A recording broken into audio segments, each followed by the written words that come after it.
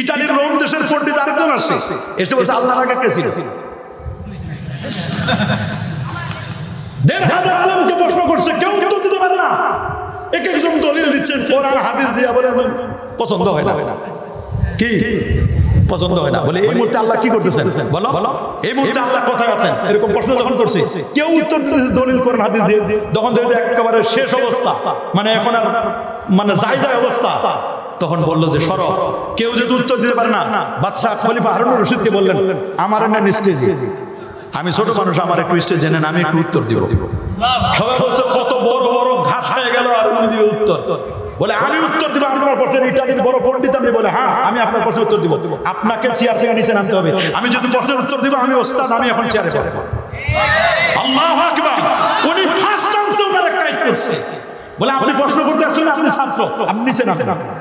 আর আমি উত্তর দিব না, আমি ওস্তাদ, আমি এবার চেয়ারে বসবো। ইমাম আজম এবার চেয়ারে বসবেন। উনি তখন ইমাম আজম হয় নাই, চেয়ারে বসার পর বলে এবার আপনার প্রশ্ন বলেন।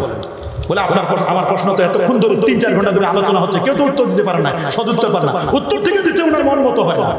ইমাম আজম আবু হানিফা বলছে এর কোরআন হাদিসে দলিল দিলে হবে না, এটারে যেমন কুকুর তেমন মুগুর লাগবে। বলেন যেমন কুকুর, অনেক সময় আমরা দলিল হাজার হাজার দলিল দিলেও কাজ হয় না, সব সময় দলিলে কাজ হয় না, মাঝে মধ্যে কিছু লাঠিও লাগে। আমি এবার প্রশ্নের আগের উত্তর গুলো যেহেতু মনোপুত হলো না, এবার আমি প্রশ্নের উত্তর দিব তোমাদের। সুবহানাল্লাহ বলেন। বলেন আপনার প্রশ্ন বলেন। বলে আপনি বলেন আল্লাহর আগে কে ছিল? বলে আপনি গণান, ১ থেকে ১০ পর্যন্ত আপনি গণনা করতে পারেন? বলে পারি। উনি তো আরবিতে প্রশ্ন গণনা করতেছেন। বলে আপনি উল্টা দিক থেকে গণান। বলে ১০। এরপর কত বলেন? এরপর এর আগে এর আগে এর আগে এর আগে